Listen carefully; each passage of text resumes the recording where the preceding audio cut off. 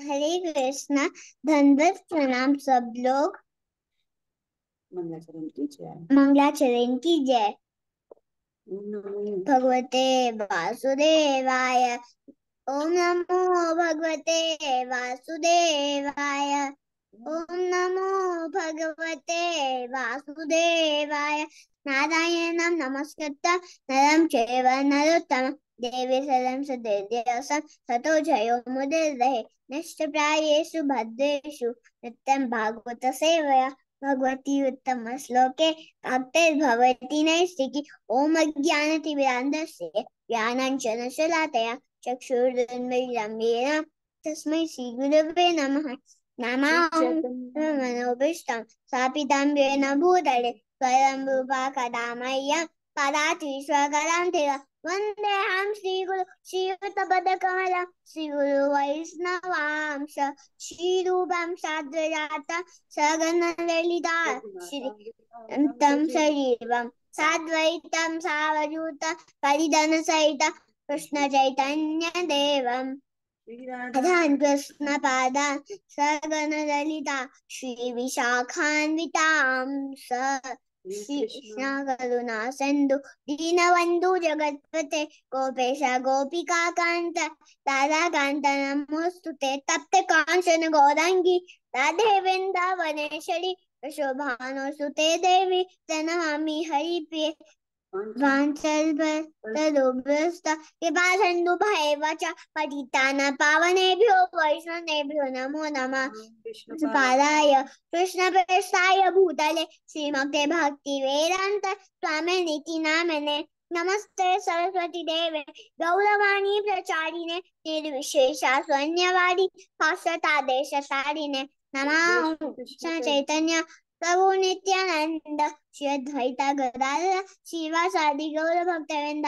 हरे कृष्णा कृष्णा कृष्णा हरे हरे हरे राम राम राम हरे हरे।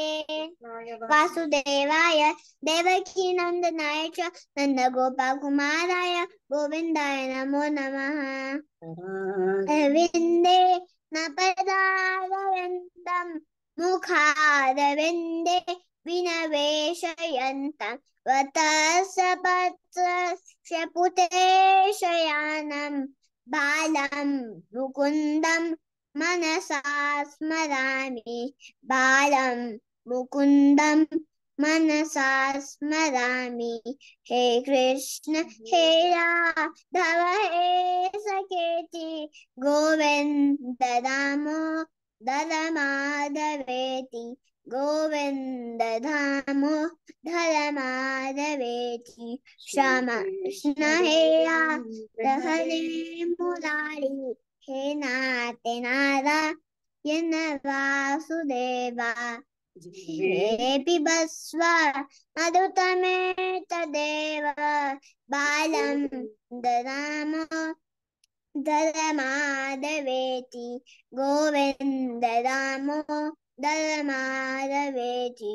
समाश्रिताये पदपल्लवग्रहं महत्पदं पुण्ययशो मुरारी भवाम्बुदेव सपदं पदं यत् पदं यत् विपदां न तेषां पदं यत् विपदां न तेषां। हरे कृष्ण कृष्ण कृष्ण हरे हरे हरे राम राम राम हरे हरे। शंखचक्र गदापाणि द्वारकाधीशय अच्युता गोविंद पुंडरीकाक्ष रक्षमं शरणं गतम्। नारायणम् अखिलो गुरु भगवान् नमस्ते। नारायणम् अखिलो गुरु भगवान् नमस्ते। नारायण अखिलो गुरु भगवान् नमस्ते। हरे कृष्णा हरे कृष्णा। मंगलाचरण की जय। मंगलाचरण की जय। जगत गुरु श्रील प्रभुपाद की जय। जगत श्रील प्रभुपाद की जय। श्रील गुरु महाराज की जय। श्रील गुरु महाराज की जय। जय भक्ति स्वामी प्रभुपाद की जय। श्री सोलीनाथ जय भक्ता स्वामी गुरु महाराज की जय। हरि बोल, सभी को धन्यवाद प्रदान। हरे हरे कृष्ण। बोल, हरे बोल, Hare Krishna Madhav. Thank you so much. Hare Krishna. तो नव वर्ष में हमें माधव जी से मंगलाचरण, तो हमारा सब मंगल ही मंगल होने वाला है। सबसे पहले जब मंगलाचरण आज माधव जी ने गाया, और अभी हमारे साथ जो है हिज ग्रेस प्रेमदत्ता प्रभु जी, हमारे शिक्षा गुरु, हमारे पूरे जो है रघुनाथ, हमारे पूरे जो है राधा गोविंद जी सर्कल, जो पूरा प्रभु जी के जो है शरण में, शेल्टर में रह के हम लोग आध्यात्मिक जो है थोड़ा थोड़ा चलना सीख रहे हैं। तो आज उन्होंने हमारा ये अनुग्रह स्वीकार किया कि वो आके थोड़ा सा हमको समय दे सकें, और हम इस नव वर्ष में जो भी हमने गलतियां की हैं गत वर्ष में, या जो हम नहीं कर पाए अपने संकल्प, तो जब हम श्रवण करते हैं किसी अपने उच्च और एक प्योर डिवोटी से, और जिनसे हमें भक्ति मिली है, जिनसे हमें कृष्ण भगवान मिले हमारे जीवन में, तो अगर उनसे हम श्रवण करते हैं पहले दिन नव वर्ष के, वैसे तो ये नव वर्ष है नहीं हमारा, जो है आधुनिक कैलेंडर के हिसाब से नव वर्ष है, पर प्रत्येक दिन हमारे लिए नया ही है। तो हम एक अपॉर्चुनिटी ढूंढते हैं। तो कल ही मैंने प्रभु जी से जो है अनुग्रह किया कि कृपया करके आज हमें थोड़ा सा एसोसिएशन पर दे दीजिए, जिससे हम श्रवण कर सकें, और नए वर्ष में जो है हम कुछ अच्छे से और जो है भक्ति कर सकें, थोड़ी सी सेवा कर सकें, और जो भी त्रुटियां हमारे अंदर हैं वो हम कैसे भी श्रवण के माध्यम से और रीडिंग के माध्यम से उनको दूर कर सकें। तो उन्होंने अपना बहुत कीमती, उनकी मीटिंग्स वगैरह रहती है, नया नया दिन है, पहला दिन है, पर उन्होंने स्वीकार किया, और हम सब लोग बहुत फॉर्चुनेट हैं। तो सबसे पहले उनका धन्यवाद करते हुए हम 3 बार हरे कृष्णा महामंत्र बोलेंगे।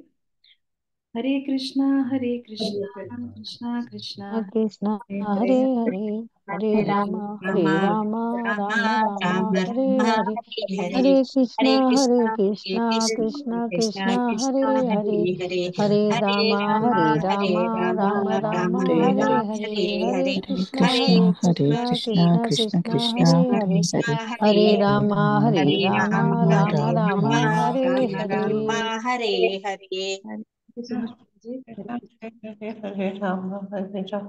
धन्यवाद, प्रणाम। हरे कृष्णा। हरे कृष्णा एवरीबॉडी। मेरे लिए आज बहुत ही सौभाग्य की बात है कि साल के पहले दिन मुझे अ, इतने सारे भक्तों का संग मिल रहा है। तो सबसे पहले आप सबको नववर्ष की हार्दिक शुभकामनाएं। और मेरी भगवान से ये प्रार्थना है कि हम सब लोग जो है भगवान की शरण में ऐसे ही हम लोग आगे बढ़ते रहें, अपने प्रयास करते रहें। बहुत सी, जैसे माता जी ने कहा कि शायद ऐसा रहा होगा कुछ, इसमें हम कुछ अपना ऐसा विश्लेषण कर सकते हैं कि हमने पिछले साल में अगर कोई जो हमने प्रयास किया उसमें हमारी तरफ से कोई कमी रह गई अगर, तो हम कोशिश संकल्प ले सकते हैं आज के दिन कि हम लोग जो है आने वाले जो 365 दिन हैं उसमें हम अपने आप को भक्ति के लिए और ज़्यादा जिसे कहना चाहिए दृढ़ निश्चय के साथ और ज़्यादा उत्साह के साथ हम लोग जो है आगे और भक्ति करेंगे। क्योंकि एक चीज़ तो जो हमें शास्त्रों को पढ़ने के बाद ये सब जो हमें हम सब भक्तों को ये समझ आ गया है कि जीवन का उद्देश्य जो है वो भगवत प्राप्ति है। जीवन का उद्देश्य जो है हमारे लिए ये नहीं है कि जिसमें हम आ, ठीक है खूब पैसा कमाएं, खूब आर्थिक आर्थिक भौतिक उन्नति करें, वो हमारे जीवन का उद्देश्य नहीं है। ठीक है, वो सब चीज़ें जरूरी हैं एक एक अच्छा जीवन जीने के लिए, तो उतना हमें जितना हमें चाहिए हम उसके लिए प्रयास करें। लेकिन उसके अलावा जो भी है हम लोगों के ये प्रयास रहना चाहिए कि हम जो है अपने आगे भगवत प्राप्ति के लिए उस प्रयत्न को लगाएं। जो अपनी शक्ति है, जो भगवान ने हमें शक्ति दी है, जो हमें मनुष्य जीवन दिया है, उस जीवन का सार्थकता से जो है हम उपयोग करें। तो ये हम सब लोगों के जीवन का, हमारे जीवन का उद्देश्य है। तो आप सब लोग तो बहुत जैसे कहना चाहिए अच्छे तरीके से रोज जो है मिलते हैं, भागवत पढ़ रहे हैं, सुबह भी पढ़ रहे हैं, दोपहर में पढ़ रहे हैं, सुबह गीता पढ़ रहे हैं। तो ये बहुत ही, टू बी ऑनेस्ट, भक्ति में तो एक चीज जो हमें ड्राइव करती है, हमेशा हमें आगे लेके जाती है, वो है उत्साह भक्ति में। तो रूप गोस्वामी भी कहते हैं उत्साह धैर्यात। तो उत्साह और धैर्य जो है वो हमें जो है अगर हम करते रहते हैं धीरे धीरे तो हम भक्ति में आगे बढ़ते रहते हैं। आप लोग तो बहुत अच्छे उच्च कोटि के भक्त हैं आप सब लोग, कि आप लोग जो है रोज नित्यम भागवत सेवया, रोज आप भागवत की सेवा करते हैं, श्रीमद् भागवतम की। तो मुझे तो आप लोगों से आशीर्वाद चाहिए कि आने वाले समय में मैं भी उतना ही उत्साह मेरे अंदर भी रहे, जितना आप उत्साह के साथ रोज बिना किसी नागा के, बिना किसी छुट्टी के आप लोग जो है रोज करते हैं, वो तो बहुत ही प्रशंसनीय है। तो मेरे लिए बहुत प्रेरणादायक भी है, पर मेरे अंदर शायद उतनी दृढ़ निश्चय नहीं है कि मैं रोज नहीं कर पाता हूँ इस तरह का कोई कार्यक्रम। लेकिन आप लोग करते हैं, बहुत ही प्रेरणादायक है। और मेरी कोई भगवान से ये प्रार्थना है कि मुझे भी आप लोगों की तरह भागवत श्रीमद् भागवत में ऐसा ही रस मेरे अंदर भी पैदा हो जैसा आप लोगों के अंदर है। तो बहुत बहुत धन्यवाद, और अगेन नववर्ष की हार्दिक शुभकामनाएं आप सब लोगों को। आपके परिवार सब लोग सुख समृद्धि में से आगे बढ़ें, ताकि भक्ति में जो है आगे बढ़ सकें। क्योंकि कई बार पारिवारिक समस्याएं और ये सब चीज़ें जो होती हैं वो हमें भक्ति में पीछे खींचती हैं। तो आज के दिन हम भगवान से प्रार्थना कर सकते हैं। निताय प्रिय माता जी के पीछे नरसिम्हदेव भी हैं, तो हम नरसिम्हदेव से प्रार्थना कर सकते हैं कि हमें जो है इतनी शक्ति दें कि हम जो जीवन की जो कठिनाइयां हैं उसमें भी हम लोग दृढ़ निश्चय के साथ आगे बढ़ सके। तो बहुत ही खुशी का मौका है आज। हालांकि जैसे माता जी ने कहा कि हम लोगों के लिए गौड़ीय वैष्णव परंपरा के हिसाब से ये हमारा नववर्ष नहीं है। हम लोगों का नववर्ष होता है गौर पूर्णिमा पे। और दूसरे भी जो हिंदू कैलेंडर हैं जो उसके हिसाब से भी अलग अलग समय पे आता है। जो मेजर जो स्पेसिफिकली जो हिंदी भाषी हैं उन लोगों के लिए चैत्र मास की शुक्ल प्रतिपदा को जो है पहला नववर्ष हम लोगों का शुरू होता है, हिंदू संवत्सर जिसे बोलते हैं। और अलग अलग अलग जैसे यहाँ कर्नाटका में जो है उगादी के दिन होता है। और तमिल और मलयाली न्यू ईयर जो है वो 14 उससे होते हैं, 14 अप्रैल से। तो उनका सूर्य सोलर कैलेंडर रहता है उन लोगों का। तो लेकिन फिर भी हमारे आसपास उसी मार्च अप्रैल की रेंज में हम लोगों के सब जो भारतीय हैं कैलेंडर वो उसके हिसाब से नववर्ष होता है। लेकिन ठीक है, क्योंकि इस हम संसार में रह रहे हैं और सब पूरा संसार खुशी मना रहा है, तो हमें भी एक मौका मिलता है कि हम दुनिया को दिखा सके कि हाँ हम भी खुश हैं। हम भक्ति में किसी खुशी आनंद लेने के लिए हम किसी चीज के ऊपर डिपेंडेंट नहीं है एक्चुअली। असली चीज जो आनंद देने वाली है वो है भक्ति का रस। भगवान को प्रसन्न करने के लिए जो सेवा करते हैं उसमें जो रस है, भगवान का नाम लेने में जो रस है, वो आनंद जो है वो कभी भी फीका नहीं पड़ता। वो 365 दिन जो है वो ऐसे ही जिसे कहना चाहिए नवीन रहता है, हमेशा हमेशा नया रहता है। हमें कभी भी, जैसे हम सब लोग भक्त हैं, आप सब लोग सुबह मिलते हैं, जपा करते हैं, भगवत गीता पढ़ते हैं, हम लोग रोज कीर्तन सुनते। जैसे हम कल मंदिर में गए थे तो कीर्तन, इतना अच्छा कीर्तन चल रहा था, तो वहां से उठने का मन ही नहीं कर रहा था कि कीर्तन तो हम रोज जो है वही। मैं जब कृष्णा कॉन्वेंट में नहीं आया था तो मैं ये सोचता यार ये प्रभु जी लोग बोलते हैं कीर्तन सुनना चाहिए, तो रोज कैसे सुन सकता है कोई हरे कृष्णा महामंत्र, कैसे कर सकता है कोई, रोज नहीं कर सकता। लेकिन भगवान का नाम ऐसा है कि जिसे आप रोज लीजिए और आपको उससे ज्यादा आनंद आता है आगे आगे। जैसे हम भक्ति में आगे बढ़ते हैं उसमें जो है हम हरि नाम में और भगवान की भक्ति में, भगवान की सेवा में, भक्तों की सेवा में हमारा जब रस बढ़ता चला जाता है तो हमारा आनंद जो है वो बढ़ता ही चला जाता है। तो भक्ति का जो रस का जो आनंद है उसके सामने ये सब जो आनंद जो लोग बाग करते हैं कि न्यू ईयर ईव पे शराब पी रहे हैं, व्यसन कर रहे हैं, पर स्त्री पुरुष के साथ संबंध बना रहे हैं और उसमें वो आनंद खोजने की कोशिश करते हैं। लोगों ने तो आजकल दिवाली वाले दिन भी ये सब जुआ खेलते हैं, ये सब करते हैं। तो कितना देखिए एक हम लोगों का स्तर कितना गिर गया है कि जो जैसे हमारे जो त्योहार हैं उनके हर एक के पीछे कोई ना कोई कथा है, कोई ना कोई शुभ अ, मतलब ऐसा कार्य हुआ है कि भगवान की कोई लीला हुई है। और उस दिन जो है भगवान लोग बाग जो है इस तरह के कार्य करते हैं। अब न्यू ईयर में भी देखिए नया साल खुशी का दिन है, उसमें लोग क्या कर रहे हैं, शराब पी रहे हैं और उसके बाद कहना नहीं चाहिए नालियों में पड़े हैं, गटर में पड़े हैं, पी पी के उल्टियां कर रहे हैं। तो वो कोई खुशी मनाने का तरीका मुझे तो समझ नहीं आता। लेकिन ठीक है, संसार जैसे चल रहा है, कलयुग आगे बढ़ रहा है, तो लोगों का मानसिक स्तर भी घटता ही चला जाएगा। आनंद को प्राप्त करने का जो एक स्तर होता है वो भी बहुत नीचा होता चला जाएगा। तो हम असली स्तर जो है वो आनंद का वो जो है हम लोग जो है वो भक्ति के द्वारा आध्यात्मिक कार्यों में जो आनंद हम प्राप्त कर सकते हैं वो हम इन सब भौतिक चीज़ों से नहीं प्राप्त कर सकते। ये सब बहुत टेम्परेरी, बहुत थोड़े समय के लिए ये सब देते हैं, तो आनंद देते हैं, उसमें कोई भी मज़ा नहीं है कुछ भी। तो मैंने सोचा तो था कि एक भागवतम का श्लोका लेता हूँ, लेकिन आप सब लोग हिंदी में, तो मेरे पास हिंदी नहीं है। माता जी आपके पास है क्या? हिंदी का शेयर कर सकते हैं या इंग्लिश में ही? आप इंग्लिश में शेयर कर लीजिए प्रभु जी। अच्छा ठीक है।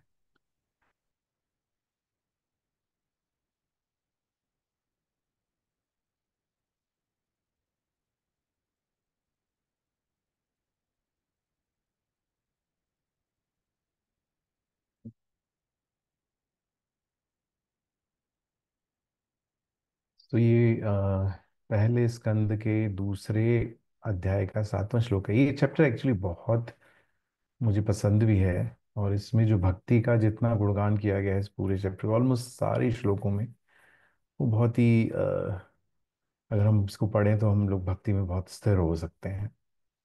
तो ये बहुत पॉपुलर श्लोक है, प्रभुपाद बहुत कोट भी करते हैं अपनी अलग अलग जगहों पे। तो हम इसका इसका परपोर्ट भी बहुत अच्छा है। तो मेरे पास इंग्लिश में है, मैं इंग्लिश में पढ़ता हूँ और कोशिश करूंगा कि उसको हिंदी में लिखना। वासुदेवे भगवती भक्ति योग प्रयोजितः जन्याति आशु वैराग्यम ज्ञानम च यद हेतुकम्। By rendering devotional service unto Supreme Personality of Godhead Sri Krishna, one immediately acquires causeless knowledge and detachment from the world. Purport. Those who consider devotional service to the Supreme Lord Sri Krishna to be something like material emotional affair may argue that in revealed scriptures sacrifice, charity, austerity, knowledge, mystic powers and similar other processes of transcendental realizations are recommended. According to them, bhakti or devotional service of the Lord is meant for those who cannot perform high grade activities. Generally, it is said that bhakti cult is meant for Shudras, Vaishyas, or less intelligent women class. But that's not actually the actual fact. The bhakti cult is the topmost of all transcendental activities. Therefore, it is simultaneously sublime and easy. It is sublime for pure devotees who are serious about getting in contact with Supreme Lord, and it is easy for neophyte who are just on the threshold on the house of bhakti. To achieve the contact of Supreme Personality of Godhead Sri Krishna is a great science. It is open to all living entities, including Shudra, Vaishya, woman, and even those lower than the low-born Shudra. So what to speak about high class man, like qualified charity, austerity, etc., are all corollary factors following the pure and scientific bhakti cult. The principles of knowledge and detachment are two important factors on the path of transcendental realization. The whole spiritual process leads to a perfect knowledge of everything material and spiritual. The result of such perfect knowledge are that one becomes detached to these spiritual activities. Becoming detached from the material things does not becoming inert altogether. As a man with poor fund of knowledge think, Neshkarma means not undertaking activities doesn't mean the negation of positive. Negation of non-essentials does not mean negation of essential. Similarly, detachment from the material forms does not mean nullifying the positive form. Bhakti cult is meant for realization of the positive form. And when the positive form is realized, the negative forms are automatically eliminated. Therefore, with the development of Bhakti cult, with the application of positive service to the positive form, one naturally becomes detached from the inferior things, and he becomes attached to superior things. Similarly, Bhakti cult, being the supermost occupation of the living beings, leads him out of the material sense enjoyment. This is a sign of a pure devotee. He is not a fool, nor he is engaged in inferior energies, nor does he have material values. This is not possible by dry reasoning. It actually happens by the grace of Almighty. In conclusion, one who is a pure devotee has all other good qualities, namely knowledge, detachment, etc. But one who has only knowledge or detachment is not necessarily well acquainted with the principle of bhakti cult. Bhakti is the supermost occupation of the human being. Oh, that's sad. So, Vasudevi Bhagwati भक्ति योग प्रयोजिता जन्याति आशु वैराग्यम ज्ञानम च यद हेतुकम। सो अगर कोई जो भक्त है जो भगवान की भक्ति कराए, तो सुत गोस्वामी यहाँ पे कह रहे हैं कि जो भगवान की जो भक्ति भक्ति जो भगवान की भक्ति सेवा कर रहा है, उसको ऑटोमेटिकली ज्ञान और वैराग्य हो जाता है इस भौतिक संसार से। देखिए, बहुत से लोग ऐसे, जैसे प्रभुपाद भी बोल रहे हैं परपोर्ट में कि ऐसा बोला जाता है कि भक्ति जो है वो एक इमोशनल चीज है। जो भक्ति भक्ति करने वाले लोग होते हैं उनके अंदर ज्ञान नहीं होता, उनके अंदर जो है वैराग्य नहीं होता। ऐसा ऐसा ऐसा जनरली लोग जो भक्ति नहीं करते हैं वो लोग ऐसा सोचते हैं कि ऐसा है। लेकिन प्रभुपाद ने इतना अच्छे से व्याख्या में ये बताया है कि जो भक्ति करने वाले होते हैं उनको एक्सक्लूसिवली ज्ञान और वैराग्य कहीं से प्राप्त करने की जरूरत नहीं है। देखिए, भक्ति करने के लिए भक्ति एक बहुत ही जैसे कहना चाहिए ना, बहुत ही बैलेंस चीज है। क्योंकि कई बार क्या होता है कि हम जब बहुत ज्यादा इमोशनल होते हैं तो हम बहुत सेंटिमेंटल हो जाते हैं, हमारा जो विवेक और ज्ञान है वो उतना काम नहीं करता। और दूसरा, अगर हम बहुत ज्यादा जिसे कहना चाहिए ज्ञानी हो जाते हैं, तो आप जनरली देखेंगे, मैं किसी भी ऐसे साधु लोगों का नाम नहीं लेना चाहता, क्योंकि हमारी जो सनातन धर्म है उसमें हर तरह के साधु का आदर करना बताया गया है, चाहे वो भक्ति कर रहे हो या नहीं कर रहे हो। लेकिन अगर आप अपने, आजकल सोशल मीडिया का जमाना है, तो आप अगर कुछ ऐसे साधुओं को आपने देखा हो कि जो भक्ति नहीं करते हैं, या जो जैसे जो हम लोगों की परंपरा में जिनको हम मायावादी बोलते हैं। हालांकि मायावादी का मतलब ये नहीं है कि वो मतलब वो साधु नहीं है, लेकिन उनको भगवान की, जैसे यहाँ पे प्रभुपाद ने बोला, पॉजिटिव फॉर्म, भगवान का जो स्वरूप है उसमें उनको जो है आस्था नहीं होती है। उनके लिए भगवान जो है वो ब्रह्म ज्योति है, और अल्टीमेटली हर कोई जो है भगवान बन सकता है, ऐसा बोलते हैं ना। जो कुछ जो ज्ञानवादी होते हैं, ब्रह्मवादी होते हैं। तो अगर आप उन लोगों की जनरल आप व्यवहार को देखें तो आपको दिखाई देगा कि वो बहुत ही अ, उनका बात करने का तरीका में बहुत एक ऐसा लगता है बहुत क्रोध में बोल रहे हैं, या जैसे बहुत रूड बात कर रहे हैं। हम लोग जैसे इंग्लिश में बोलते हैं रूड, बहुत एक उसमें एक मिठास नहीं रहने नजर आती। और जबकि भक्तों का जो होता है, एक नॉर्मल जब नया भक्त भी आता है, मैं तो इस्कॉन मंदिर की ही बात कर सकता हूँ, मैं और किसी भक्ति परंपरा से जुड़ा नहीं हूँ, तो मैंने देखा है कि इस्कॉन में सबसे पहले जो हम सीखते हैं, बात में अपनी मिठास लाना सीख लेते हैं ऑटोमेटिकली, और भक्तों को देख के। तो हम जो है, हमें जैसे बाहर हमें आदत होती है कि हम चीख के बात कर रहे हैं, या ठीक है रूडली बात कर रहे हैं, तो हम देखते हैं इस्कॉन में कोई भक्त ऐसे बात नहीं करता है। ठीक है, वो कई बार शुरू में लगता है कि तो आर्टिफिशियली ऐसे कर रहे हैं, पर वो आर्टिफिशियल नहीं होता है। जैसे प्रभुपाद बता रहे हैं कि वो जो ये जो गुण होते हैं वो भक्तों में ऑटोमेटिकली आ जाते हैं, भक्तों को उसके लिए प्रयास करने की जरूरत नहीं होती कि मुझे जो है आर्टिफिशियली जो मुझे दिखना है, एक कहना चाहिए शांत दिखाई देना चाहिए, या मैं बहुत कूल दिखाई देना, काम जिसे बोलते हैं, और मेरे व्यवहार में बड़ी वो सरलता नजर आनी चाहिए। वो उस सब के लिए भक्त को प्रयास करने की जरूरत ही नहीं पड़ती। जब भगवान की भक्ति और भगवान की लीलाएं और भगवान के जो हम भगवान के भक्तों की जब हम लीलाएं पढ़ते हैं, तो ये हमें ऑटोमेटिकली सबकॉन्शियसली, जैसे हम लोग बोलते हैं ना इंग्लिश में, कि हम सबकॉन्शियसली वो चीजें हमारे अंदर आ जाती हैं, हमें कोई प्रयास करने की जरूरत नहीं होती। तो भक्ति का बाई प्रोडक्ट जो है वो ज्ञान और वैराग्य, वो ऑटोमेटिकली है। तो क्योंकि ज्ञान और वैराग्य जो वो भी कुछ स्तर तक चाहिए भक्ति में, भक्ति में हमें इतना ज्ञान तो चाहिए ही चाहिए कि मैं एक शरीर नहीं हूँ, मैं एक आत्मा हूँ, मेरा भगवान के साथ क्या संबंध है।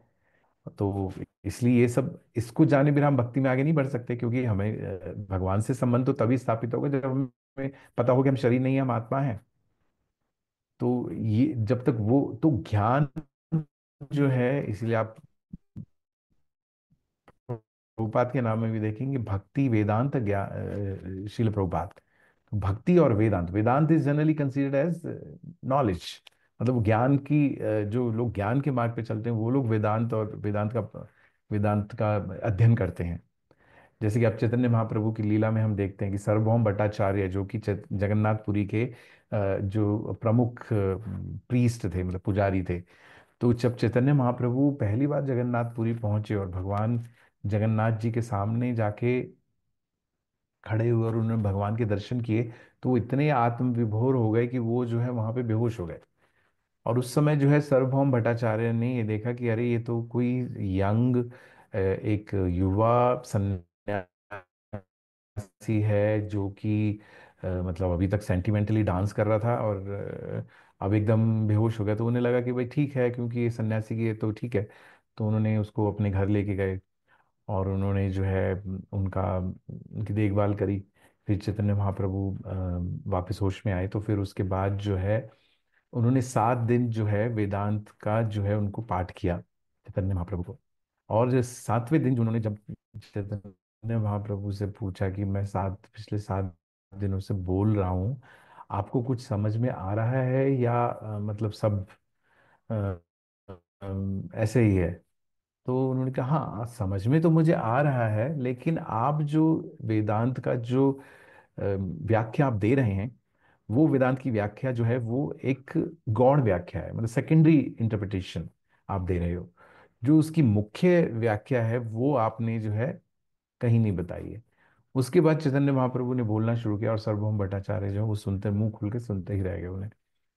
तो ऐसा, और उससे पहले वो क्या सोच रहे थे कि अरे ये तो कोई सेंटिमेंटल, जैसे इमोशनल कोई यंग बॉय है जो कि अपना सन्यासी तो बन गया है, लेकिन इसको भी सन्यास के बारे में ज़्यादा कुछ ऐसा ज्ञान नहीं है। तो ज्ञान जो है हमारा, हम लोगों का ज्ञान जो है, हमारा जो, अब आप देखेंगे कि आप लोग तो खैर इतना अच्छे से रोज भागवतम पढ़ रहे हैं, भगवत गीता पढ़ रहे हैं सब लोग इकट्ठे मिलके। तो तो हमारा उद्देश्य क्या है? हमारा उद्देश्य क्या ये है कि हम जो है इस ज्ञान को प्राप्त करके सारी दुनिया को दिखाएं कि देखो मेरे को कितने अच्छे श्लोक पढ़ने आते हैं, मेरे को कितना अच्छा बोलना आता है, मैं कितनी अच्छी कथा कर सकता हूँ या सकती हूँ। तो हमारा उद्देश्य ये नहीं है। हमारा उद्देश्य क्या है ये सब पढ़ने का? कि हम जो है भगवान जो कि पूर्ण पुरुषोत्तम भगवान श्री कृष्ण जो है, उनके प्रति हमारी जो आसक्ति है, जो हमारा प्रेम है वो हमारा बढ़े। वो हमारा ज्ञान का उद्देश्य है। कहीं पे जाके ये जो ज्ञान का और वैराग्य का जो उद्देश्य होता है वो दूसरे जो मार्ग होते हैं उसमें वो गौण हो जाता है। भगवत प्राप्ति उनका उद्देश्य नहीं रह जाता। और इसीलिए उनके व्यवहार में एक कठोरता नजर आती है, बहुत निष्ठुरता। उनकी जो बोलने का तरीका होता है वो बहुत, मुझे, मैं कई बार ऑब्जर्व करता हूँ कि जो सो कॉल्ड हाई हमारे सनातन धर्म के बहुत ही ऊंचे पदों पर साधु हैं, उनके बोलने के तरीके में बहुत एक निष्ठुरता सी नजर आती है, जबकि भक्तों के उसमें मैंने कभी ऐसा ऑब्जर्व नहीं किया। तो उसका कारण ये है कि जो भक्त का जो हृदय है वो एक कोमल होता है। लेकिन उस कोमल का मतलब ये नहीं है कि वो बिल्कुल वीक है। Komal is not weak, komal is not कमजोर, नो। कोमल मतलब वो उस भाव को एक्सेप्ट करने के लिए कोमल है। जैसे हम पद्म पुराण में भी श्रीमद् भागवतम का जो महात्म्य आता है उसमें कथा आती है कि जो एक्चुअली पूरी कथा तो थोड़ी लंबी है, बट एनीवे, तो उसमें क्योंकि वो ज्ञान और वैराग्य से संबंधित है इसलिए मैंने सोचा कि यहाँ पे बोलेंगे कि जब पद्म पुराण में भागवतम के महात्म्य में ये आता है कि भक्ति का जो जन्म है वो द्रविड़ देश में हुआ। मतलब द्रविड़ देश मतलब साउथ इंडिया। और उसके बाद जो है अलग अलग प्रदेशों के नाम दिए गए हैं, जो कि मतलब मॉडर्न उसके हिसाब से कर्नाटक और विदर्भ का नाम दिया गया, मतलब महाराष्ट्र, और गुजरात का भी इस तरह से कुछ नाम दिया गया। तो भक्ति जो है सारी जगह से ट्रैवल होते होते वृंदावन की तरफ जाती है। तो ये बताया गया है कि जो गौड़ीय वैष्णव आचार्य हैं वो इसको इस तरह से बताते हैं कि चूंकि साउथ इंडिया में रामानुजाचार्य और जो श्री संप्रदाय के 12 आलवार्स जो माने जाते हैं, जो 12 आलवार जो हैं वो जो उन माना जाता है कि वहां से भक्ति की, मतलब ऐसा माना जाता है कि इसका जो है संबंध उससे माना गया डायरेक्टली, हालांकि नहीं लिखा है ऐसा पद्म पुराण में। और फिर जो है ये भक्ति जब होते हुए कर्नाटक मतलब उडुपी जगह है जहाँ पे मध्वाचार्य का जन्म स्थान है, वहां से होते हुए विदर्भ मतलब जहाँ पे पंढरपुर, और उसके बाद गुजरात होते हुए द्वारका, और उस तरह से ऐसा बताया जाता है उसमें कि ये जो है वृंदावन की तरफ जब भक्ति गई अपने दो पुत्रों के साथ ले, उनके दो पुत्र उसमें जिक्र किया गया, ज्ञान और वैराग्य भक्ति के दो पुत्र हैं। और ये जो ज्ञान और वैराग्य जब भक्ति जो है ट्रैवल करके मतलब चलते चलते जब भक्ति वृंदावन पहुंचती है, तो वृंदावन से पहले मतलब वृंदावन की तरफ बढ़ते बढ़ते वो काफी वीक हो जाती है भक्ति देवी, और उनके पुत्र जो हैं वो बीमार हो जाते हैं। तो जब भक्ति जैसे ही भक्ति देवी जब वृंदावन में प्रवेश करती हैं, तो वहां पे पहुंचते ही जो भक्ति देवी जो है जो है पुनर्युवती में बदल जाती हैं। और जबकि ज्ञान और वैरागी जो उनके पुत्र हैं वो जो है वैसे ही वृद्ध और कमजोर, वो जाके वहां पहुंच के वो बेहोश हो जाते हैं। और तो आचार्य लोग बताते हैं कि जो भक्ति है, क्योंकि जो वृंदावन की जो भक्ति है जिसमें चैतन्य महाप्रभु ने, जब एक्चुअली देखा जाए तो वृंदावन का जो मूल स्वरूप है वो चैतन्य महाप्रभु के आने से पहले तक जो है वो मूल जो है रूप है वो मतलब कवर्ड था वो, मतलब वो निकला नहीं था। जो गोपियों का जो भाव है वो जो है कहीं पे छिप गया। तो ज्ञान और वैराग्य जो है वो मतलब उनके एक्चुअली वृंदावन में उनके लिए कोई स्थान नहीं है। जो गोपियां हैं हम सब लोग वो कथा जानते हैं कि जब उद्धव जी को कृष्ण ने वहां से द्वारका से भेजा, तो उद्धव जी जो हैं वो बृहस्पति के शिष्य हैं, और वो ब्रह्मवादी थे, मतलब परमात्मा भगवान के साथ थे, लेकिन उनका जो असली जो उनका जो नॉलेज का जिसे कहना चाहिए जिस्ट जो था कि भाई असल में जो है ज्ञान के द्वारा भगवान को प्राप्त किया जाता है। तो उनको जो है भगवान ने वृंदावन भेजा। और जब वो वृंदावन जाते हैं तो स्टोरी शॉर्ट में कि वो गोपियों को मतलब वो ज्ञान समझाने की कोशिश करते हैं, और गोपियां जो है ना उल्टा उनको प्रेम से अच्छे से प्रेम सिखा देती हैं। और जब उद्धव जी जब वापस आते हैं, तो वो जब ऐसा कहा जाता है कि जब वो उद्धव जी वापस आए वृंदावन से, तो उनके बाल ऐसे थे और वो भगवान का नाम लेके नाच रहे हैं और भगवान की विरह में आंसू बहा रहे हैं जैसे गोपियां थीं। तो जो भगवान का जो सबसे उच्च स्तर जो है भक्ति का वो माना जाता है गोपियों का प्रेम। गोपियों का प्रेम इसलिए क्योंकि विरह में होते हुए भी, क्योंकि 11 वर्ष की उम्र में कृष्ण जो है वृंदावन छोड़ के चले गए, और उसके बाद जो है बीच में जब एक बार उनका जब मिलन होता है, जब ये कुरुक्षेत्र में सारी गोपियां और वृंदावन वासी जो हैं, तो ऑलमोस्ट लाइक 100 साल का डिफरेंस माना जाता है उन सबके बीच में। तो उस 100 वर्षों में भी गोपियों का जो कृष्ण के प्रति प्रेम था उसमें कोई भी लंच मात्र भी उसमें जो है कोई कमी नहीं आई। वो भगवान के स्वरूप को देखकर और भगवान की लीलाओं का स्मरण करते करते ही जो है उन्होंने इतना समय निकाल दिया, विरह में होते हुए भी। विप्रलंब भाव बोलते हैं ना हमारी उसमें, कि जो भगवान से विरह में होते हुए भी, एक तो होता है भगवान के संग रहते, जैसे द्वारका की रानियां थी, उनका जो प्रेम था भगवान के प्रति वो था उनका संयोग, मतलब उनके साथ रहते हुए, किसी के साथ रहते हुए उससे प्रेम करना बहुत आसान है। किसी से दूर रहते हुए, वो भी 100 वर्ष तक दूर रहना, और उसमें भी प्रेम की एक थोड़ा सा भी इसमें अगर कमी नहीं आती, तो वो प्रेम का जो उच्चतम स्तर है वो चैतन्य महाप्रभु ने वृंदावन में सिखाया। वृंदावन का जो वो गोपियों का प्रेम है उसको वृंदावन चैतन्य महाप्रभु जो है उच्चतम स्तर मानते हैं भक्ति का। तो जब भक्ति देवी वहां पहुंची और ज्ञान एंड वैराग्य जो है वो उनका उनमें कोई चीज नहीं, भक्ति देवी दोबारा से एक यंग हो गई, लेकिन जो ज्ञान और वैराग्य वो अभी भी बूढ़े ही थे।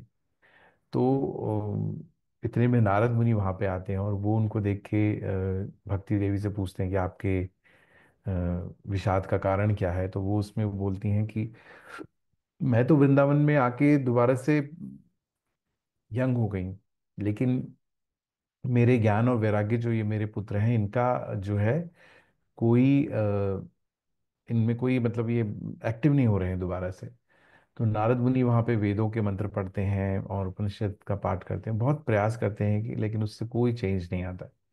उस समय जो ये सनत कुमाराज हैं, जो चार कुमार हैं, वो वहां से निकलते हैं और नारद मुनि उनसे प्रश्न करते हैं कि भाई आप हमें बताइए कि हम जो है इन भक्ति देवी के पुत्रों को कैसे दोबारा से जीवित करें। जीवित करें इन द सेंस को कैसे उनको दोबारा से खड़ा करें। तो वो जो है, जब तो सनत कुमार बोलते हैं कि आप जो है श्रीमद् भागवतम का पाठ करिए, और श्रीमद् भागवतम के पाठ के बाद जो है आपकी जो ये जो ज्ञान और वैराग्य हैं ये दोबारा से पुनर्जीवित हो जाएंगे। तो ऐसा कहा जाता है कि नारद मुनि ने वहां पे श्रीमद् भागवतम का पाठ किया और उसके बाद ज्ञान और वैराग्य जो है दोबारा से जो है जीवित हो गए। तो कहने का मतलब ये है कि जब तो हम भगवान की भक्ति करते हैं और श्रीमद् भागवतम का हम जब रोज जो जैसे कि आप लोग कर रहे हैं, रोज जो है पाठ करते हैं, पठन करते हैं, तो हमारे जो अंदर की जो ये भौतिक जो हमारे अटैचमेंट हैं वो अपने आप कम हो जाते हैं। भक्ति की सबसे बड़ी महिमा जो है वो यही है कि हमारे अपने अपने आप हमारे अंदर ज्ञान पैदा, हम में से बहुत से लोग, जैसे मैं अपने आप को उस तरह से मानता हूँ कि मेरे को एक होता है ना इंटेलेक्चुअल टाइप के लोग होते हैं कि जिनको बहुत ज़्यादा फिलोसफी और उसमें बहुत इंटरेस्ट होता है, लेकिन मुझे ऐसी मेरी पर्सनैलिटी ऐसी नहीं है, मुझे अभी भी उतना ज़्यादा ज्ञान उसमें नॉलेज एस्पेक्ट्स ऑफ भक्ति आई डोंट। लेकिन बट कुछ लोग होते हैं वो एक एक वर्ड को शास्त्रों के पढ़ते हैं और उनका अधिक से मतलब बहुत उनका विवेचना करते हैं और फिर मतलब उसको डिबेट इन डेप्थ जाते हैं। लेकिन हमारे जैसे आप लोगों के बहुत से ऐसे लोग होंगे जिनको बहुत ज़्यादा मतलब आप इंटेलेक्चुअल, हर एक का इंटेलेक्चुअल टिल्ट नहीं होता ना, हर कोई उतना नहीं होता कि ज्ञान की तरफ उनका आकर्षण हो, फिलॉसफी में उतना आकर्षण हो। तो लेकिन अब आप देखिए कि आप सब लोग इतने समय से भागवतम पढ़ रहे हैं, तो पढ़ते पढ़ते अभी क्या हो गया है, थोड़ा बहुत ज्ञान हो गया है और हमारे अंदर धीरे धीरे अटैचमेंट डिटैचमेंट भी आ रहा है, वैराग्य भी आ रहा है हमारे धीरे धीरे। मैं कल ही एक भक्त से बात कर रहा था, वो बहुत ऊंचे पद पे आईटी कंपनी में काम करते हैं, तो वो बोल रहे थे कि प्रभु वो पता नहीं क्या हो गया है, अभी उनको आए हुए 1 आध साल भी हुआ होगा शायद। तो वो कहते पता नहीं अब क्या हो गया प्रभु, अब काम में मन नहीं लगता है।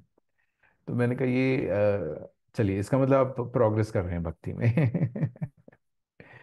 तो हमारा क्या होता है कि जो जैसे प्रभुपाद लिख रहे हैं परपुट में कि जो चीजें जिनकी हमारी लाइफ में कोई वैल्यू नहीं है, वो चीजें जो है ना वो ऑटोमेटिकली निकल जाती हैं।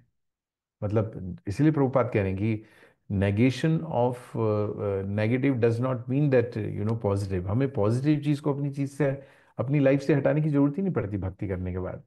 जब हम भक्ति करते हैं तो ये जो सब सकारात्मक चीजें हैं वो हमारी लाइफ में ऑटोमेटिकली आ जाती हैं, और जो नकारात्मक चीजें हैं जिनका हमारे जीवन में जिनका कोई वैल्यू नहीं है हमारे, जिसके कारण हम सिर्फ इस भौतिक जगत में अपने बंधन को बढ़ा रहे हैं, तो वो जो है वो भक्ति में आने के बाद वो ऑटोमेटिकली जो है अ, निकल जाते हैं।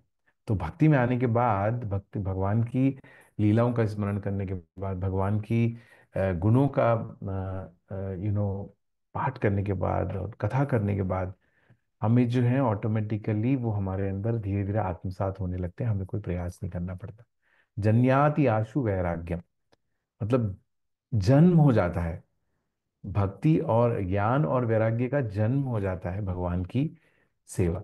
अगर आप वैसे देखेंगे, अगर हम ज्ञान योग की बात करें तो उसमें क्या बताया जाता है कि जैसे आप ध्यान योग वगैरह के चैप्टर पढ़ेंगे भगवत गीता में, तो सब कुछ छोड़ के आप जो है जंगल में जाइए, जंगल में जाके एक एकांत स्थल पे बैठिए, नीचे कुशा का वो जैसे वो बनाइए, कुशा के ऊपर जो आसन बना के उसके ऊपर बैठिए, अपनी आंख को बंद करिए, फिर आधा बंद करिए आधा खोलिए, ऐसा पूरा बताया गया है, भगवान कृष्ण नहीं बता रहे हैं। बाकी आप अष्टांग योग पढ़ेंगे तो उसमें तो बहुत ज़्यादा डिटेल में, एटलीस्ट कृष्णा ने भी बहुत लाइट उसमें। और उसके उसके जवाब में अर्जुन क्या कह रहे हैं कि मैं तो वायु को तो कंट्रोल कर सकता हूँ, लेकिन मैं अपने मन को कंट्रोल नहीं कर सकता, मैं अपने मन को वश में नहीं कर सकता। तो कृष्णा क्या कहते हैं कि आप वैराग्य से इसको रोक सकते हैं, अभ्यास और वैराग्य के द्वारा जो है मन को स्थिर कर सकते हैं। तो देखिए, हम लोगों के लिए जो मुश्किल चीज थी वो भक्ति के द्वारा कितनी आसान हो गई। हम में से कितनी लोग जो हैं बैठ के एक जगह हम लोग जो हैं नो मतलब ध्यान कर सकते हैं घंटों घंटों। हम लोगों के पास टाइम भी नहीं है उतना, और शारीरिक स्थिति भी आजकल के कलयुग के टाइम में हम लोगों के पास उतनी है नहीं नीचे बैठ के हम लोग थोड़ी देर बैठते हैं, हमारी कमर और जो पैर जो है वो दुखने लग जाते हैं। हम लोगों की शारीरिक स्थिति ये है। तो कलयुग के जो हम लोग वास जो कलयुग के जो हम प्राणी हैं, हमारी शारीरिक स्थिति इसी लायक नहीं है, हमारी मानसिक स्थिति इस लायक नहीं है कि हम जो है ध्यान कर सकें या इस भगवान के। तो इस ये जो मुश्किल जो पथ है, अब जैसे यहाँ पे बोला जा रहा है कि जो जनरली कि भाई कहा जाता है भक्ति जो है वो इमोशनल लोगों के लिए, शूद्र वैश्य और स्त्रियां हैं, क्योंकि स्त्रियां जो है वो इमोशनल होती हैं। तो ठीक है, उन सब लोगों के लिए भक्ति ठीक है। लेकिन जो ऊंचा वर्ग जो है, जो ब्राह्मण है और वो है, उन लोगों के लिए तो ज्ञान मार्ग है, ज्ञान ज्ञान योग है। लेकिन हम देखते हैं कि कितने एग्जाम्पल शास्त्रों में ऐसे हैं कि जो इस बात पर, जैसे विश्वामित्र, प्रभुपाद बार बार अपने उसमें विश्वामित्र का एग्जाम्पल देते हैं कि विश्वामित्र ने हजारों साल तपस्या करी, और अल्टीमेटली एक अप्सरा के पैर के जो घुंघरू होते हैं उसकी आवाज से उनकी सालों की तपस्या भंग हो गई। और उसके कंट्रास्ट में प्रभुपाद क्या एग्जाम्पल देते हैं, हरिदास ठाकुर का। तो वो बोलते हैं हरिदास ठाकुर जो हैं उनको 21 स्थान पर जो है उनको 21 जगहों पर म्यूट कर सकते हैं, ठीक है। तो 21 स्थानों पर उनको कोड़ों से मारा जा रहा है, लेकिन फिर भी उनके उसमें कोई फर्क नहीं आ रहा है। एक स्त्री जो है वो भेजी जाती है उनके उसको भंग करने के लिए, कि भाई कि उनके जो भक्ति को नष्ट करने के लिए। और वो 3 दिन तक वो पहले दिन आती है वो स्त्री, फिर वो बोलती है कि मैं आपके साथ संग करना चाहती हूँ। तो बोलते हैं अच्छा ठीक है, मैं आज का जो ये अपने जब का ये कमिटमेंट है ये पूरा कर लूँ, फिर मैं आपको जो है आपके साथ आपको सेटिस्फाई करता हूँ। तो फिर वो पहले दिन पूरी रात सुनती है, फिर अगले दिन भी वो ऐसे ही कहते हैं अच्छा ठीक है मैं कर लूँ। तीसरी रात जो है वो उनकी जाके उनकी शिष्या बन जाती है हरिदास ठाकुर की। तो जिस मन को वश में करने के लिए विश्वामित्र ने हजारों साल निकाल दिया, और उसके बाद भी वो लोग वो जो है अपने मन को वश में नहीं कर पाए, वो हरिदास ठाकुर भगवान के शुद्ध नाम लेके उन्होंने कर दिया। और अपना ही नहीं, जो उनके संपर्क में आए उसको भी जो है उन्होंने शुद्ध कर दिया। तो ये है भगवान के नाम की शक्ति। और हम इसको अपने आप में देख सकते हैं। मतलब ठीक है, कई बार ऐसा लगता है कि हम लोग बहुत जिसे कहना चाहिए नेगेटिव से हो जाते हैं ना, अरे कुछ भक्ति तो हो नहीं रही, देखो इतने बड़े बड़े भक्त हैं, वो तो क्या इतने सालों में वो लोग तो कहाँ पहुंच गए, हम तो ऐसे ही रह गए। लेकिन आप अपने आसपास परिवार से उससे आप पूछेंगे, जैसे मैं जिन कल भक्ति की बात कर रहा हूँ, तो वो बता रहे कि मेरे उनको ऑफिस में ही फीडबैक मिला है कि आप जो है प्रभु मतलब सर आप जो है ना बहुत बहुत शांत हो गए, पहले आप बहुत गुस्सा करते थे, तो अब आप बहुत शांत हो गए हैं। तो मैंने कहा ये भक्ति का प्रोडक्ट है प्रभु।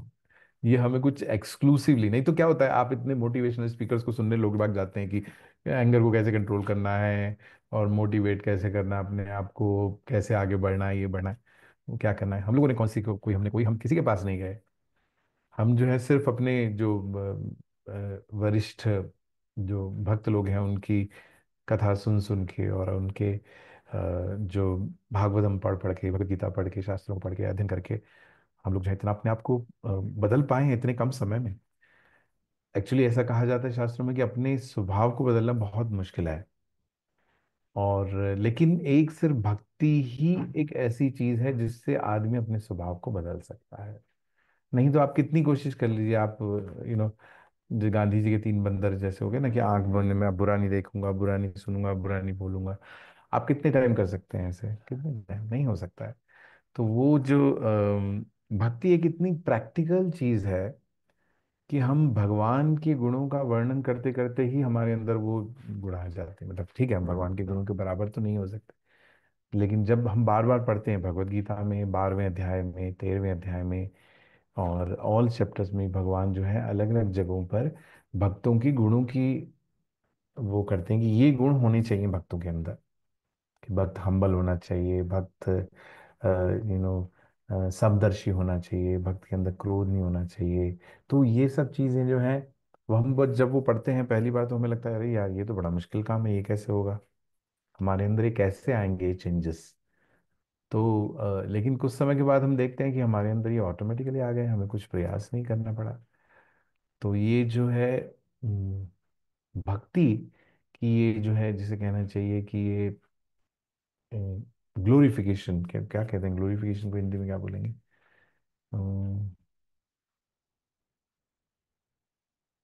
पता नहीं, जो भी है ग्लोरिफिकेशन भक्ति का ये है कि मतलब भक्ति गुणगान। की गुणगान, भक्ति का गुणगान ये है कि भक्त अनजाने में ही, बिना कुछ किए ही उसके अंदर के अनर्थ धीरे धीरे, और उसका जो भौतिक चीजों में इंटरेस्ट है वो धीरे धीरे कम होने लगता है और आध्यात्मिक चीजों में भगवत प्राप्ति की ओर बढ़ने।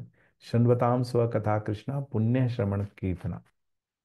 सो बार बार सुन के, बार बार करके क्या होता है, धुनोती, तो सेकंड पार्ट में क्या है, धुल जाते हैं अनर्थ सारे, हमें कुछ प्रयास करने की जरूरत नहीं होती। हम ये कथा व्हाट्सएप में तो बहुत बार आती है, पता नहीं हर 2-4 वीक के बाद ये कथा आ जाती है कि वो एक ग्रैंडफादर था, उसने अपने पोते को बोला कि तुम, ये एक बास्केट थी उसमें कोयले के निशान थे, काली थी, तुम जाओ जाके धो के लाओ इसको, में उसमें छेद थे, इसमें पानी भर के लाओ। तो वो जाता है बेचारा, फिर लेके आता है, वो खाली हो जाता है, फिर वो बोलते हैं नहीं, जाओ जाओ जाओ। तो वो 1 महीने तक ऐसे करता रहता है। फिर 1 महीने के बाद वो अपने जो ग्रैंडफादर होते हैं उनके ऊपर गुस्सा करता है कि आप मुझे पागल बना रहे हो, रोज मुझे ऐसे करने से क्या होने वाला है। तो वो बोलता है कि तो तुम्हें लगता है कुछ चेंज नहीं होगा? उसने बोला नहीं, कुछ नहीं होना, पानी थोड़ी ना आएगा, उसमें छेद है उसमें। तो बोले देखो इस बास्केट को देखो, ये पहले कितनी काली थी, अब कितनी साफ हो गई है। तो वो कैसे हुआ कि रोज जाके वो जाता था, उसमें पानी भरता था, जाता था पानी भरता था। तो इसलिए हम क्या करते हैं, नित्यम भागवत सेवा रोज पढ़ते हैं, ठीक है। तो धीरे धीरे धीरे धीरे क्या हो रहा है, हमारे मन के जो अनर्थ हैं, काम क्रोध लोभ मोह मद मात्सर्य, ये जो होते हैं, इनकी वजह से हम जो है भौतिक जगत में हमारा बंधे हुए हैं। और जब भक्ति करते हैं तो ज्ञान से और वैराग्य से ये सब जो है अनर्थ धीरे धीरे और परम दृष्टवा निवर्तते, हमारा जो टेस्ट है, हमारा जो रस है, वो अ, भौतिक चीजों, अभी पहले क्या रहता था कि भाई स्पेसिफिकली आप में से ज्यादातर लोग अपार्टमेंट्स वगैरह, ठीक है न्यू ईयर पार्टी हो रही है, तो हमें भी एक्साइटमेंट रहता है, हाँ जी न्यूक्लियर, अब न्यू ईयर पार्टी हो रही है तो चलो आज तो जाएंगे, नई ड्रेस खरीदी। फिर चाहे हम पी रहे हैं नहीं पी रहे हैं, ग्लास लेके खड़े हो जाते थे हम कि हाँ भाई चलो, लोग क्या कहेंगे, अरे ये भी नहीं करते तुम, अच्छा नॉनवेज भी नहीं खाते, अच्छा ऐसे हो वो हो। तो हम उस कॉम्प्लेक्स में ही, मुझे याद है ऑफिस में हमारी पार्टी होती है जब भी, तो शुरू में हम बहुत हेजिटेशन फील होती थी कि अरे लोग बाग क्या कहेंगे। तो हम एक ग्लास लेके बैठ जाते थे, हम पीते नहीं थे तो लेके बैठ जाते थे कि भाई कोई ये ना कहे कि भाई देखो इसको, मतलब एक ग्लास लेके बैठ गए भाई सारी, क्योंकि सब लोगों ने पकड़ा हुआ है एक ग्लास, तो अब हम आउट ऑफ द प्लेस नहीं फील होना चाहिए ना। तो लेकिन आप भक्ति में जब आगे बढ़ते हैं तो आपके अंदर उस चीज को, एक जो साहस आता है कि भाई मैं जब कोई गलत नहीं कर रहा हूं तो मुझे क्यों ये मैं क्यों फील करूं कि मैं कुछ गलत कर रहा हूँ। तो हमारे अंदर वो एक एक बल आता है, भक्ति का बल इतना स्ट्रांग होता है कि हम जो है ऑटोमेटिकली, जो ये संसार की जो ये ये निम्न स्तर की जो चीजें हैं उनमें हम, हमें अब कोई वो फील नहीं होता। और जब धीरे धीरे हम आगे बढ़ते हैं तो बहुत से लोग जो होते हैं, वो लोग हमें आके शुरू में जो हमें इस तरह से बोलते थे, वो लोग आके धीरे से प्रशंसा करते हैं कि नहीं आप लोग तो बहुत सही राह पे चल रहे हैं, हम लोग तो अभी तक अटके हुए हैं सही। तो मतलब इस पूरे श्लोक में ये है कि भक्ति के द्वारा हम जो है उन पे बहुत आसानी से जो है हम विजय प्राप्त कर सकते हैं। तो हम ये प्रयास करेंगे कि आने वाले वर्ष में, जो कि अब हम लोगों का प्रयास यही रहे कि हम ज़्यादा से ज़्यादा जो है भगवान की लीलाओं का पठन करें, भगवान की लीलाओं का कथन करें, भगवान की लीलाओं का श्रवण करें। और उससे ये जो हमारी मन के जो विकार अभी हैं, क्योंकि हम ठीक है हम धो तो रहे हैं पर वो बहुत अभी अभी मंजिल थोड़ी दूर है, तो उस मंजिल को दूर करने के लिए अभी हमें और जो प्रयास करने की जरूरत। तो मेरी भगवान से यही प्रार्थना है कि आप सब लोग जो हैं, जो कि मिलकर ये प्रयास कर रहे हैं, और भक्तों के संग में ये प्रयास आसानी से हो जाता है, हम रोज एक भागवतम लेके बैठते हैं तो कई बार क्या होता है हमारा मन, अच्छा ये काम कर लेते हैं पहले, ये ज़्यादा इंपॉर्टेंट है, ये ज़्यादा इंपॉर्टेंट है। लेकिन जब जैसे आप लोगों ने एक फिक्स टाइम किया हुआ है कि रोज इतने समय मिलना ही है, हम लोगों को भगवत भागवतम पढ़नी है, सुबह के समय भगवत गीता पढ़नी है, तो ये जो अनुशासन होता है ये बहुत हेल्प करता है। कई बार कई लोग भक्त लोग आके पूछते हैं कि प्रभु कैसे इसको स्टेबलाइज करें, तो मैं बोलता हूँ कि एक जो मैंने अपने एक्सपीरियंस से सीखा है कि ये हर चीज़ का एक फिक्स टाइम रखिए। जपा करें तो उस टाइम करने की कोशिश करिए, ज़्यादातर रोज एक समय पे, रोज एक समय पे भागवतम पढ़िए, रोज एक समय पे श्रवण करिए, तो उससे क्या होता है माइंड थोड़ा सा ट्यून होने लगता है, ये टाइम जो है ये इस चीज़ का है। कभी कभी हो सकता है इधर उधर हो जाए, लेकिन जनरली कभी ये टाइम जो है, अब जिनके लिए सुबह का टाइम है वो सुबह करें, जिनके पर नहीं है, जो भाई ठीक है काम इस तरह का कर रहे हैं कि लेट नाइट है, तो वो अपना अपने हिसाब से आप टाइम फिक्स कर लेंगे। तो माइंड को क्या होता है, मन को ये पता चल जाता है कि ये समय जो है ये मेरा इस काम के लिए है। तो इस तरीके से हम धीरे धीरे माइंड को ट्यून कर सकते हैं, माइंड को टेम कर सकते हैं। नहीं तो मन जो है वो हमें बोले अरे नहीं और काम जरूरी है, ये कर लेते हैं, क्या भागवतम पढ़नी, कल पढ़ लेंगे, परसों पढ़ लेंगे। और जरा थोड़ा सा ब्रेक आया फिर जो है फिर उसको वापस लाना बहुत मुश्किल हो जाता है हम सब के लिए। तो ये भक्तों के संग में जो है ये बहुत आसानी से हो जाता है। तो आप लोग जो कर रहे हैं कि एक साथ मिलके जो कर रहे हैं, तो उसमें एक बहुत बहुत इस चीज में बल है, जो एकता का जो जिसे कहते हैं ना बल ना, वो हमें भक्ति में बहुत आगे तक लेके जाता है। एक बार maybe with this I close, कि राधानाथ स्वामी महाराज के एक लेक्चर में मैंने सुना था कि अमेरिका में उन्होंने एक जगह बताया, रेडवुड सिटी, या वहाँ पे कुछ क्या है, पेड़ बहुत ऊंचे ऊंचे होते हैं, बहुत ऊंचे ऊंचे, मतलब कई कई फीट तक, मतलब 100 100 फीट तक इतने लंबे होते हैं, लेकिन उनकी जड़ें जो होती है ना बहुत डीप नहीं जाती, क्योंकि अगर पेड़ को बहुत ज्यादा खड़ा होना है, स्ट्रांग तूफान वगैरह का सामना करना है, तो उसकी जड़ डीप होनी चाहिए। अब ये पेड़ इस तरह का है कि इसकी जड़ जो है वो डीप नहीं होती, मतलब वो भगवान ने ऐसा बनाया है। तो वो ये जो पेड़ क्या करते हैं कि ये क्योंकि इनकी जड़ें बहुत ज्यादा गहरी नहीं होती, तो इनकी जड़ें क्या करती हैं, जो दूसरे पेड़ की जड़ों को पकड़ लेती हैं। तो सब जो पेड़ होते हैं, मतलब इतने ऊंचा ऊंचा, तो अब सरवाइव तो तभी कर सकता है जब कोई स्ट्रांग फाउंडेशन होगा। अब जड़ें उनकी नीचे जाती नहीं है, तो फिर वो क्या करते हैं, जड़ें जो हैं, सब पेड़ों की जगह जड़ें जो है वो एक दूसरे में एंटेंगल इलझ जाती हैं। उसकी वजह से क्या होता है, उन सबको बहुत स्ट्रेंथ मिलती है। तो जब बड़े बड़े तूफान आते हैं तो महाराज बोलते हैं कि ये पेड़ गिरते नहीं है, ये पेड़ खड़े रहते हैं। और जो इवन बड़ी गहरी जड़ों वाले जो होते हैं वो भी गिर जाते हैं, लेकिन ये नहीं गिरते, क्योंकि उनकी जड़ें जो हैं एक दूसरे से अटकी हुई हैं एक दूसरे के साथ। तो इसी तरह से अगर हम भक्ति में आगे बढ़ना चाहते हैं तो हमें क्या करना पड़ेगा, भक्तों के पकड़ के रखना पड़ेगा हमको, भक्तों को। तो जो आप बहुत अच्छे से कर रहे हैं, और कभी ये मन में अगर ये विचार आता है कई बार, क्योंकि भक्तों के साथ रहना आसान नहीं होता, क्योंकि हम सबका स्वभाव अलग अलग है, तो कई बार क्या होता है कि हमारे स्वभाव से मैच नहीं हो रहा, तो हमको अरे ये तो ऐसे हैं, ये तो वैसे हैं। तो जब भी ऐसा मन में विचार आए कि भाई ये मैं भक्तों के साथ नहीं रह सकता, तो आपको इस एग्जाम्पल को याद कर लेना चाहिए कि भाई अगर मुझे भक्ति में आगे बढ़ना है तो मैं भक्तों के साथ ही रह सकता हूँ, नहीं तो हमारी जड़ें कमजोर होंगी, और फिर हल्का सा ही कोई माया का अटैक होगा तो फिर हम जो है एकदम गिर जाएंगे, हम भक्ति छोड़ के बाहर चले जाएंगे।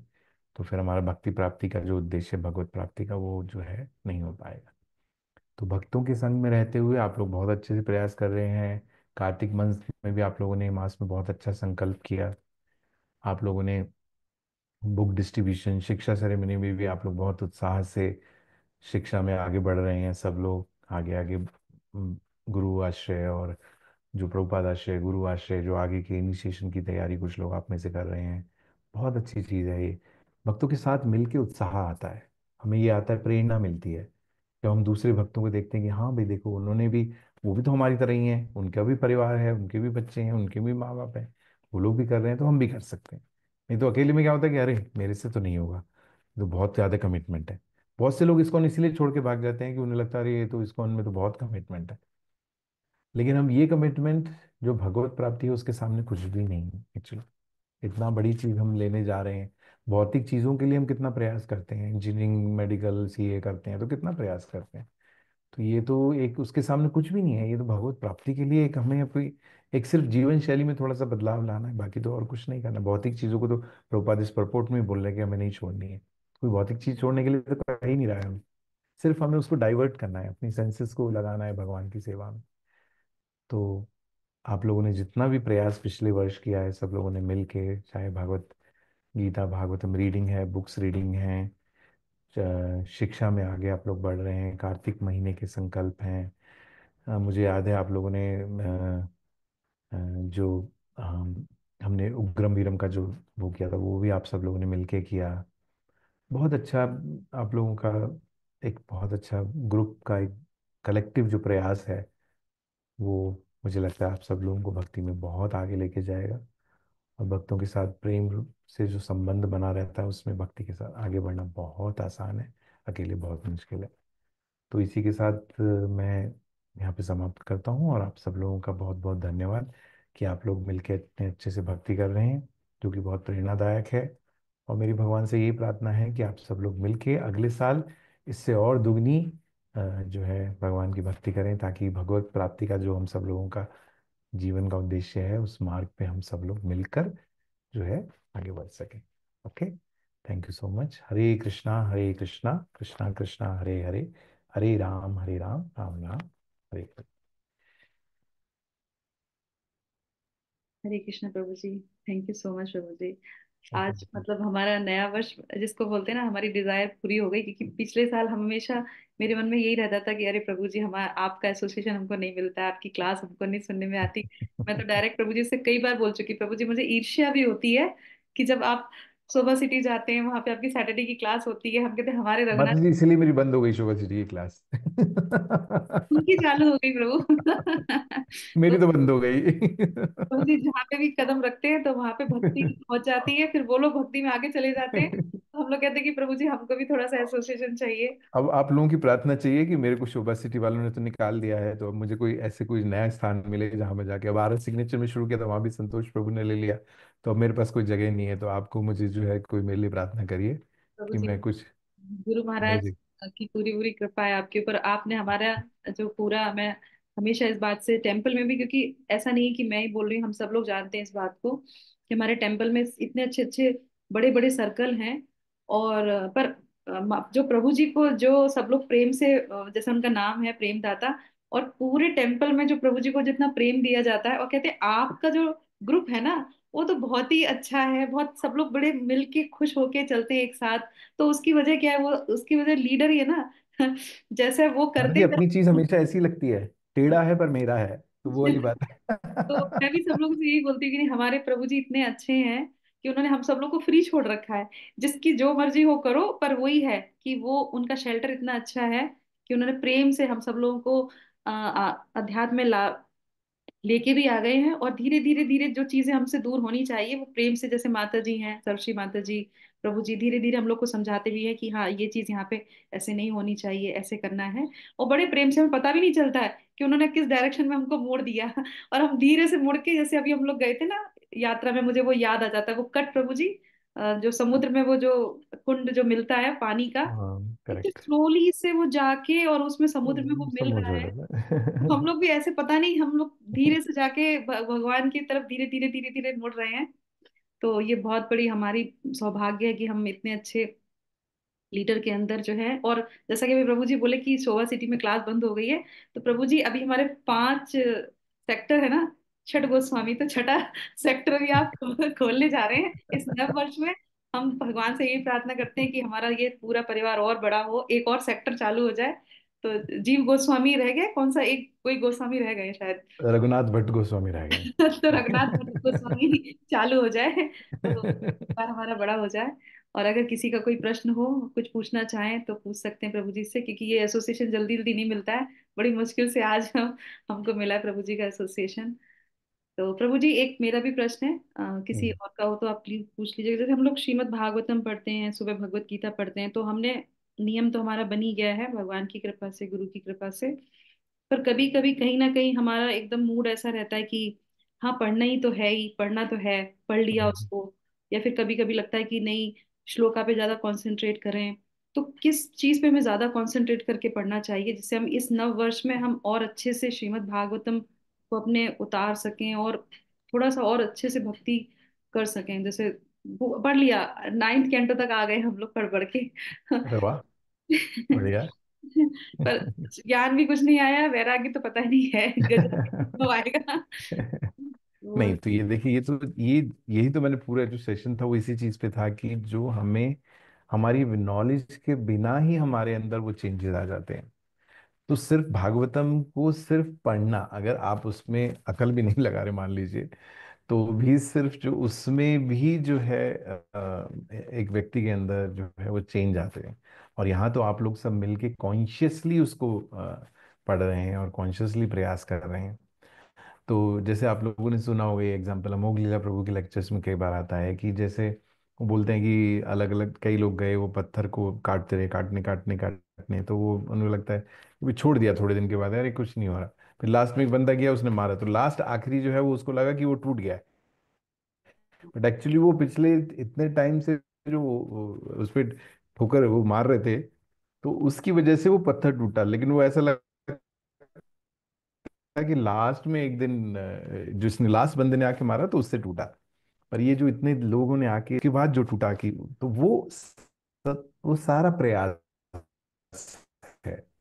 ऐसे ही भक्ति में जब हमें लास्ट जो हमारा जब अंत समय आएगा, तो वो जब हमें भगवान का स्मरण हम करने का प्रयास करेंगे, जो कि हमारा उद्देश्य है हमारे जीवन का, तो वो जो है हमारे जो पूरे जीवन के हमने प्रयास किया, अभी ऐसा लगता है कि कुछ शायद नहीं हो रहा है, क्या है, रोज पढ़ ही तो रहे हैं, उसमें रीडिंग कर रहे हैं, उसमें दिमाग नहीं लगा रहे कुछ, ऐसा कुछ नहीं है।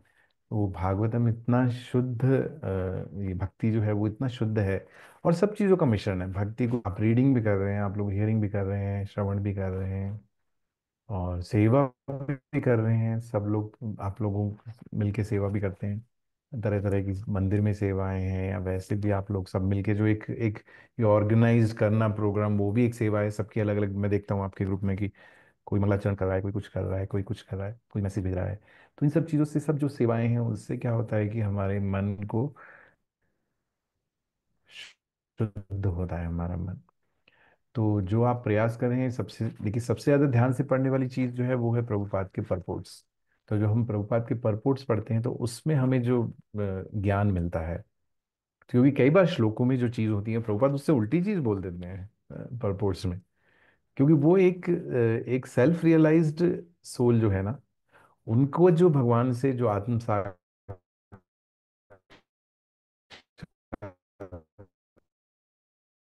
है, उसको जब वो ऐसे ही भागवत में और भगवत गीता में भी कई जगह प्रभुपाद कुछ वर्ड्स कुछ है, उनका मीनिंग प्रभुपाद कुछ और बताते हैं नीचे। तो फिर लगता है जो बाहर के लोग हैं वो कह रहे थे प्रभुपाद ने चेंज कर दिया। प्रभुपाद ने चेंज कुछ नहीं किया। प्रभुपाद ने जो उनका अपना रियलाइजेशन था, और जो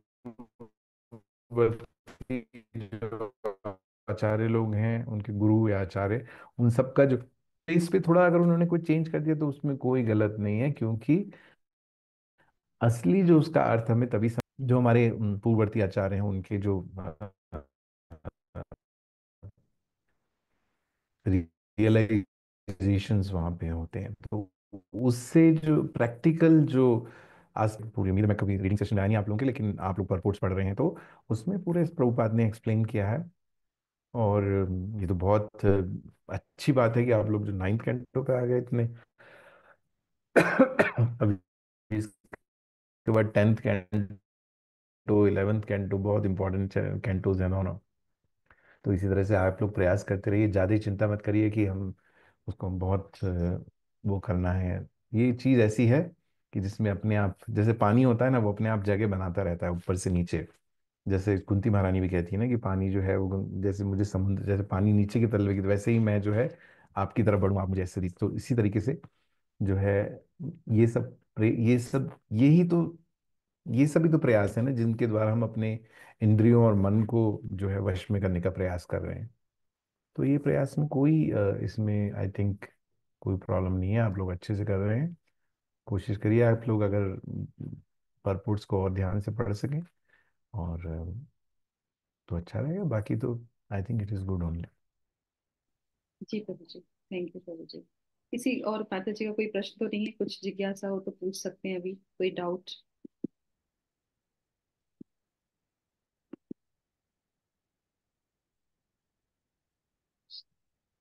हरे कृष्ण माता जी, दंडवत प्रणाम। धन्यवाद प्रणाम प्रभु जी। डॉक्टर सुमित, हरे कृष्ण प्रभु जी, मैं दंडवत डॉक्टर प्रणाम सुमित प्रभु का जी। एक कमेंट पढ़ा था कि प्रभु जी को महाकुंभ में लेकर आइए, उनकी सेवा करनी। जी जी जी जी। इच्छा तो बहुत है प्रभु, बट आई डोंट नो, अभी फैमिली रिस्पॉन्सिबिलिटीज की वजह से थोड़ा निकलना इतना एकदम मुश्किल है। बट आपने इतनी बड़ी बात करी, आपके भक्त के मुंह से निकली है, तो हो सकता है भगवान जो है कोई रास्ता खोल रहा हो, क्या पता। कोशिश तो, चलिए इस बार पता नहीं हो पाएगा कि नहीं। कब तक है प्रभु महाकुंभ?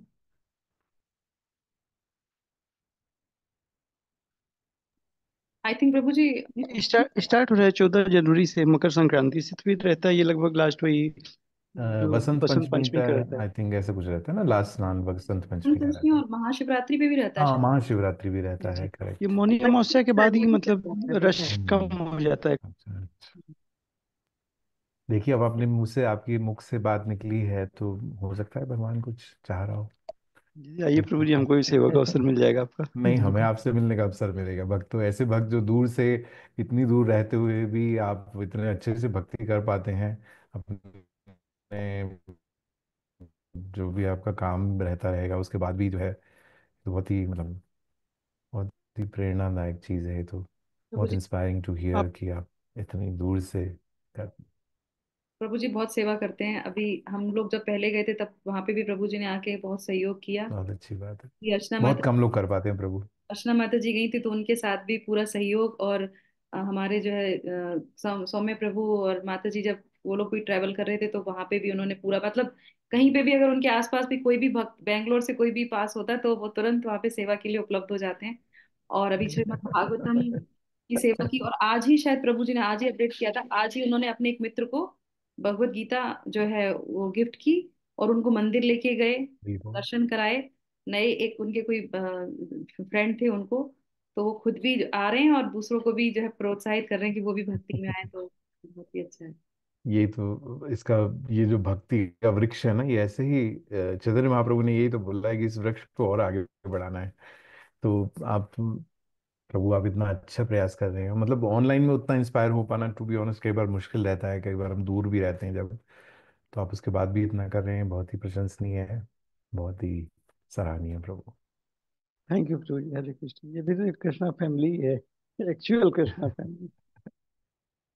देखिए, हम सब लोग यस इतने दूर प्रभु। दूर होते हुए भी सब लोग आपस में जुड़े हुए हैं। वो सिर्फ कृष्ण का नाम ही है जो हमको जोड़े हुए है आपस में, राइट। नहीं तो मैं हमेशा इस चीज को बोलता हूँ कि हम लोग कितना बड़ा, हम लोगों का राधा कुंजी सर्किल है। हर एक का स्वभाव अलग है, हर एक की नेचर अलग है, हर एक की पर्सनैलिटी अलग है।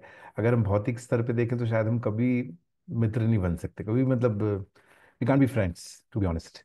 क्योंकि हम सब लोगों ने देखा होगा कि भक्ति में आने से पहले हम लोग जो है किसी को कितने इंटॉलरेंट थे, कोई किसी को मतलब कोई जरा सा भी उल्टा सीधा है, छोड़ो भागो इनको लात मारो, लाइक दैट एटीट्यूड। हम अभी क्या होता है कि हमारे मन में कभी नहीं आता ये ऐसा कि हमारी जो नेचर दूसरी सबके अलग हो, तो फिर भी कहते हैं, एक भी भक्त है ना, ठीक है, अच्छा है, इनके साथ रह के आगे बढ़ पाएंगे हम।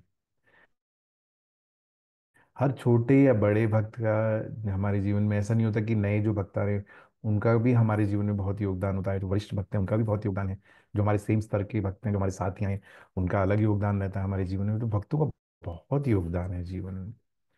तो आप सब लोग मिलके, डॉक्टर सुमित आप तो मतलब, प्रभु जी आप तो अच्छा, ऐसे लगे रहिए। हमारी भगवान से प्रार्थना है कि आपका जो प्रयास है ये भगवान जो है उसको और आगे बढ़ाए, और आपके माध्यम से और लोगों को भी जोड़ें।